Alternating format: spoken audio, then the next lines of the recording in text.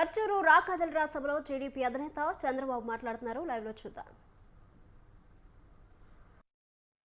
మేము మీటింగ్ పెడితే అడ్డుకుంటావా పిచ్చి జగన్ రెడ్డి అని అడుగుతున్నా.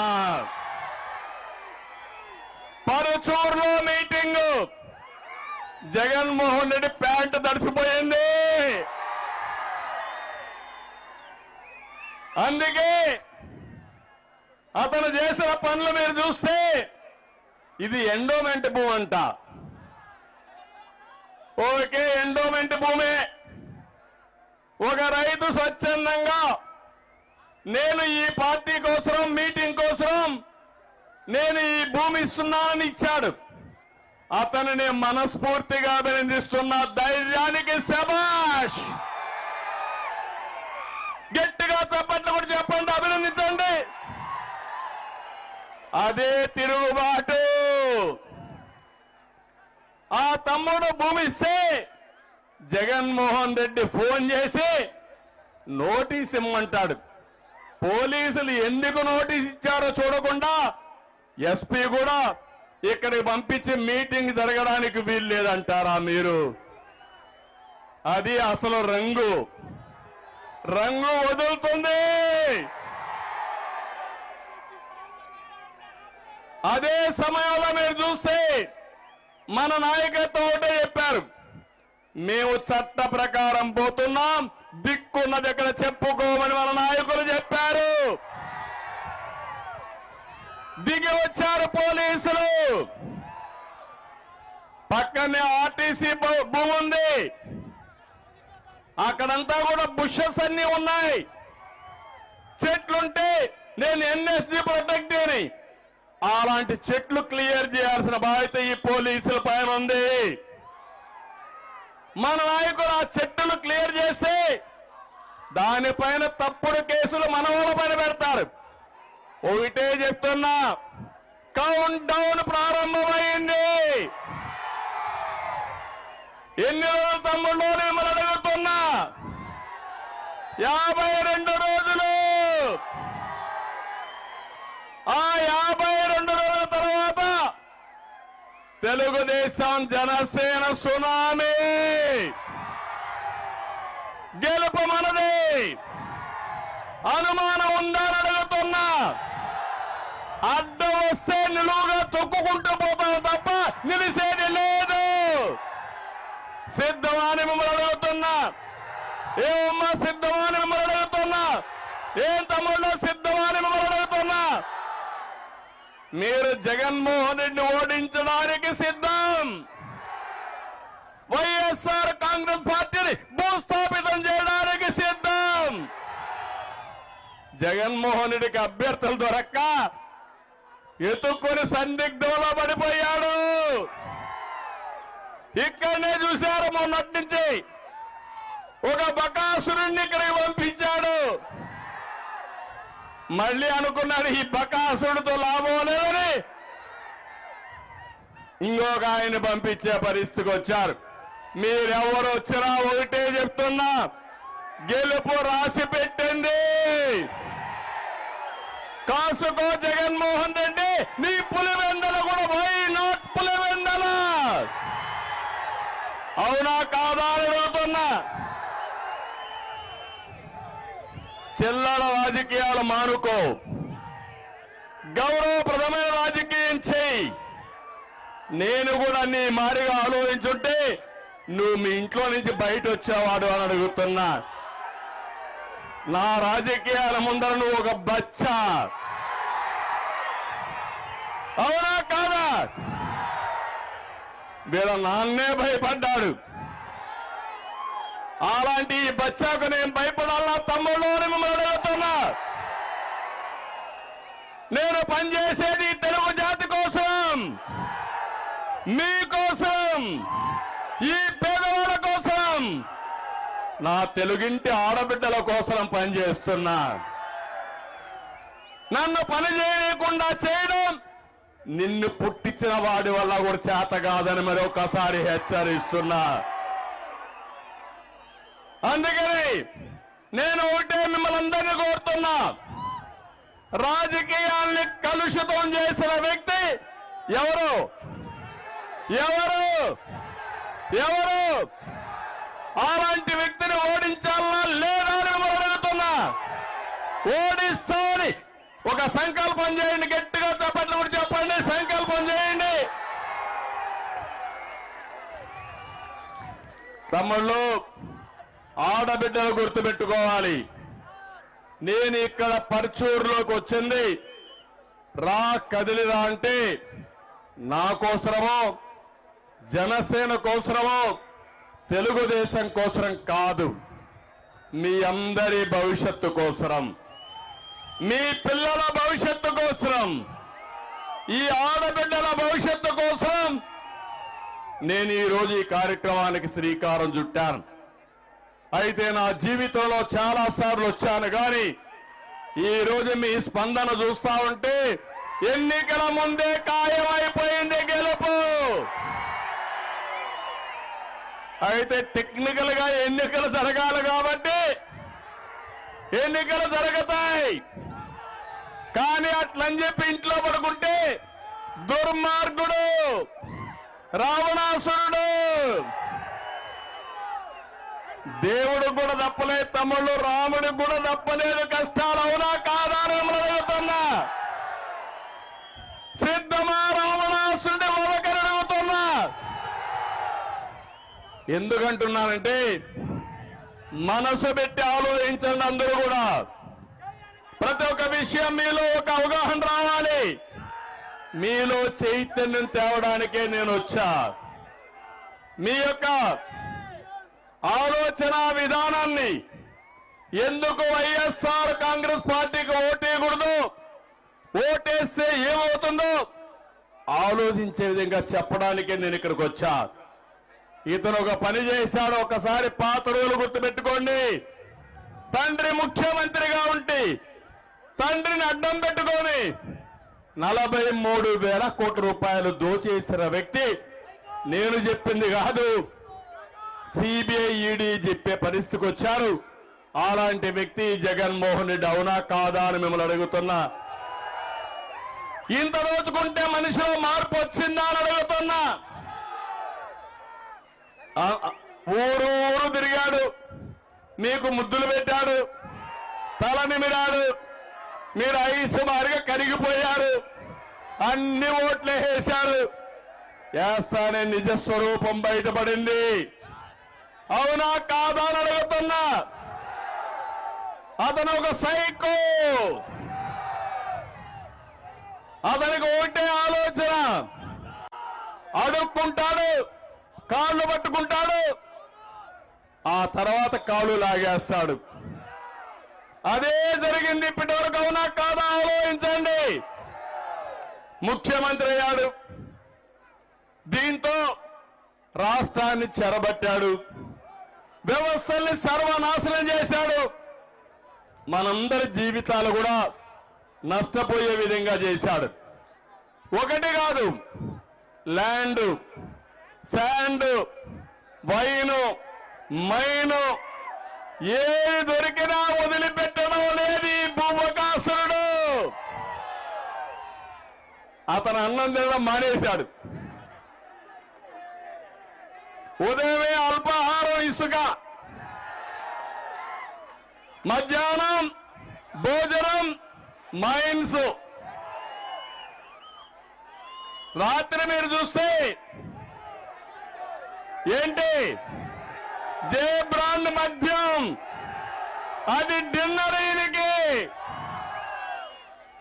ఇంకొక పక్క చూస్తే ఈరోజు ఒక్క ఎగ్జాంపుల్ చెప్తున్నా, ఇప్పుడే ఎడితే నాకు స్వాగతం పలికారు గ్రనైట్ పారిశ్రామికవేత్తలు. వాళ్ళ బాధలు నాకు చెప్పారు. ఈ నియోజకవర్గంలో కప్పం కట్టని గ్రనైట్ యజమానుల పైన కేసులు పెట్టారు, అవునా కాదా అని మనం అడుగుతున్నా. పరిస్థితి ఎంతవరకు వచ్చిందంటే మైనింగ్ అధికారులు రౌడీల మారిగా కారం పొడి తీసుకొని ఈ పోలీసులు పెట్టుకొని మైనింగ్ ఆపరేషన్ దగ్గరికి పోయి బీభత్సాన్ని సృష్టించారు. ఇదేమని అడిగారు, అడిగితే మాకే అడ్డం చెప్తారని కేసులు పెట్టే పరిస్థితికి వచ్చారు. ఇక్కడే సాంబశివరావు గారు ఉన్నారు. పాపం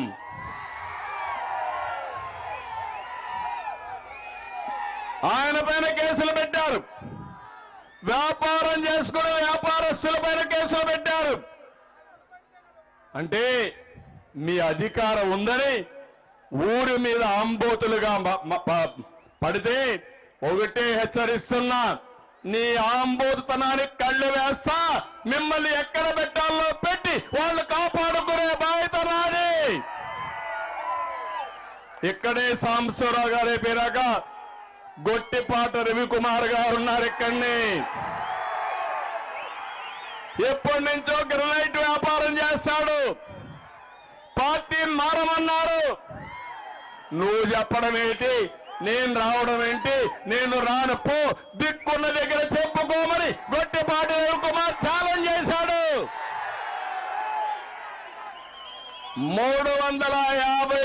350 కోట్ల రూపాయలు ఫైన్ వేశారు. మొత్తం 10 ఏళ్లు చేసినా అంత డబ్బులు రాదు. దాంట్లో ఏం చేయాలో దిక్కు తెలియకుండా సుప్రీంకోర్టు వరకు వెళ్ళి దాన్ని కాపాడుకుని ఆయన అరెస్ట్ కాకుండా ఉన్నాడంటే ఎంత వేధించారో మీరు చూడాల్సిన అవసరం ఉంది. నేను అడుగుతున్నా, ఇక్కడుండే మీరందరూ బాధితులే అవునా కాదా అని మిమ్మల్ని అడుగుతున్నా. నేను బాధితుడినే, పవన్ కళ్యాణ్ బాధితుడే, మా ఆడబిడ్డలు బాధితులే, అందరం బాధితులమే ఈ యొక్క దుర్మార్గమైన నేరస్తుల పాలనలో. అందుకే నేను మిమ్మల్ని ఒకటే పెడుతున్నా, వీళ్ళ ఉద్దేశం ఒకటే, మనం బానిసలుగా ఉండాలి. వీళ్ళ దోపిడీకి అడ్డు వచ్చినా, వీళ్ళు చేసే తప్పన్నా మన మీద దాడులు చేస్తున్నారు. ఒకటే హామీ ఇస్తున్నా, మిమ్మల్ని కాపాడడానికి, ఈ రాష్ట్రాన్ని కాపాడుకోవడానికి, భవిష్యత్ తరాల భవిష్యత్తును కాపాడడానికి మేము ముందుంటాం. ఆశీర్వదించమని మనస్ఫూర్తిగా అందరికీ విజ్ఞప్తి చేస్తున్నా. ఇది మా పోరాటం కాదు. నేను ఒక్క విషయం మిమ్మల్ని అడుగుతున్నా, బటన్ నొక్కతానంటారు, గొప్పగా చెప్తా ఉంటే నేను బటన్ నొక్కుతున్నానని. నేను అడుగుతున్నా ఒక విషయం, నీ బటన్ నొక్కుడు వల్లనే కదా 7 సార్లు కరెంటు ఛార్జీలు పెరిగాయా తమ్ముళ్ళు? 7 సార్లు నువ్వు బటన్ నొక్కి కరెంటు ఛార్జీలు పెరిగాయి. అదే తెలుగుదేశం హయాంలో 5 సంవత్సరాలు కరెంటు ఛార్జీలు పెరిగాయా అని మిమ్మల్ని అడుగుతున్నా. నాణ్యమైన కరెంట్ ఇచ్చావా లేదా అని మిమ్మల్ని అడుగుతున్నా. ఇంకో పక్కన ఈయన బటన్ నొక్కడం వల్ల 3 సార్లు ఆర్టీసీ రేట్లు పెరిగాయి. ఈయన బటన్ నొక్కడం వల్ల బాధుడే బాధుడు.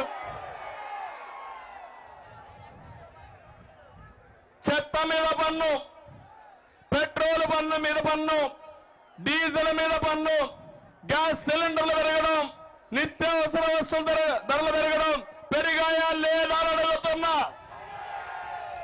5 ఏళ్లలో 7 నుంచి 8 లక్షల కోట్ల రూపాయలు ఒక్కొక్క కుటుంబం నేను దోపిడీ చేసిన దొంగ ఈ జగన్మోహన్ రెడ్డి అని చెప్పి కూడా నేను మీకు తెలియజేస్తున్నా. నేను అడుగుతున్నా, నీ బటన్ నొక్కుడు కార్యక్రమం జాబ్ క్యాలెండర్కి ఎందుకు పనిచేయలేదని అడుగుతున్నా.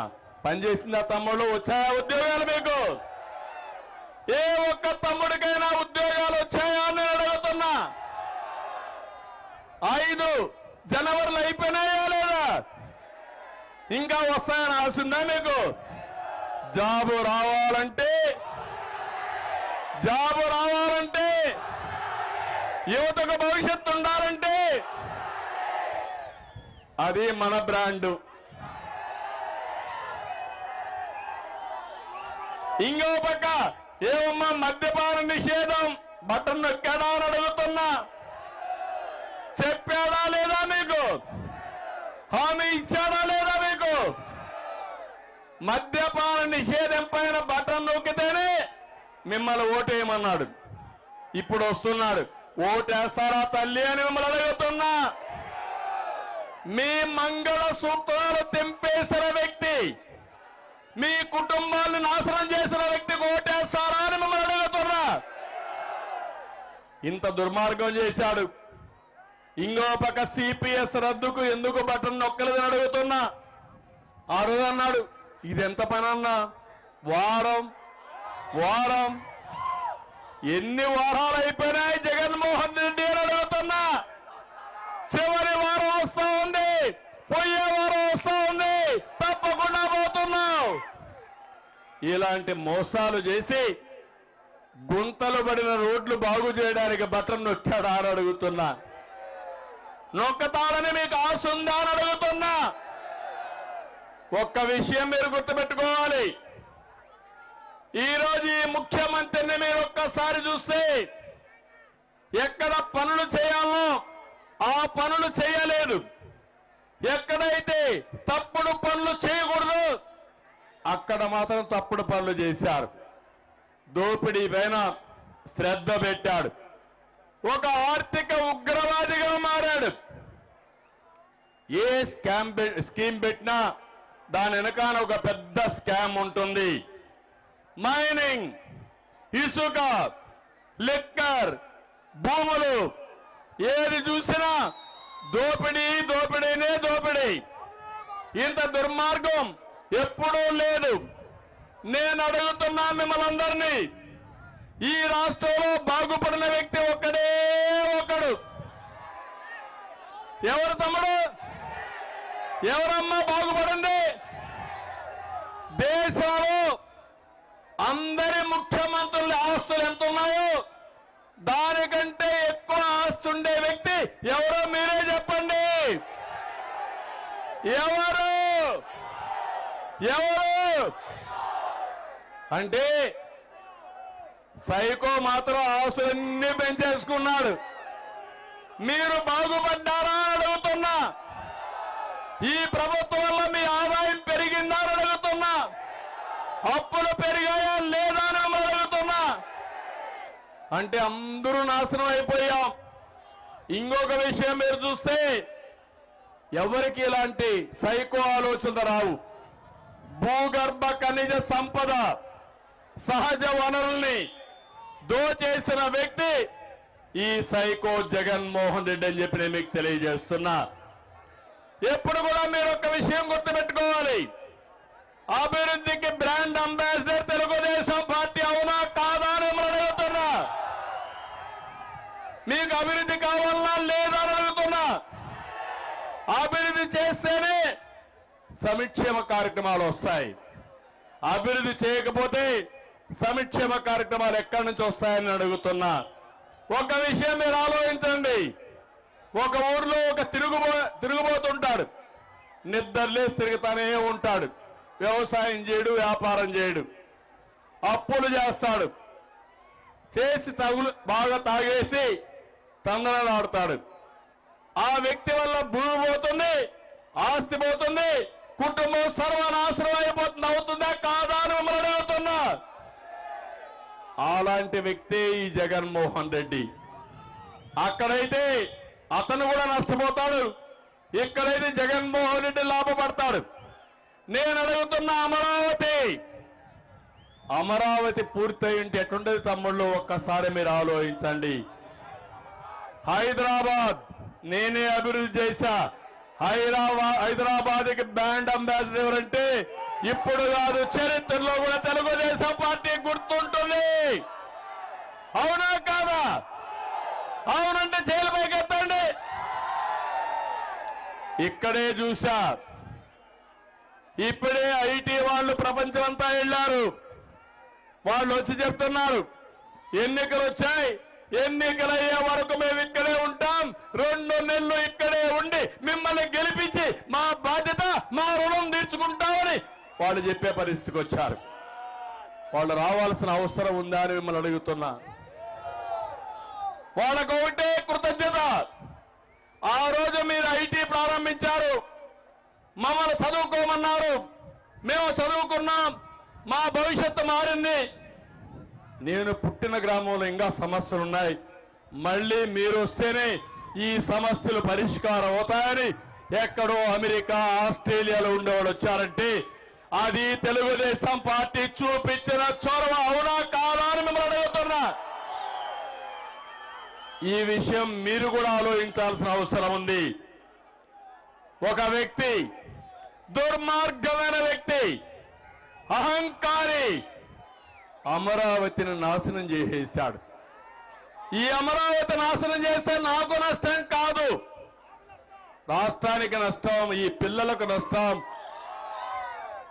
రాష్ట్రంలో పేదవారికి నష్టం. ఏ విధంగా నష్టం అని మీరు ఆలోచిస్తే, అమరావతి గారి కట్టుంటే 10,000 ఎకరాలు మిగిలేది. ఆ 10,000 ఎకరాలు అమ్ముకుంటే ప్రభుత్వానికి 2 లక్షల నుంచి 3 లక్షల కోట్ల రూపాయలు ఆదాయం వచ్చేది.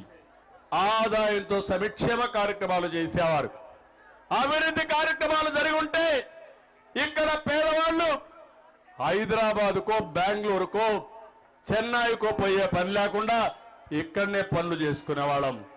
ఈరోజు పాసి పనులు కూడా, మట్టి పనులు కూడా వేరే ప్రాంతానికి వలస వెళ్తున్నారంటే ఇది సిగ్గు అనిపించదా జగన్ రెడ్డి అని అడుగుతున్నా.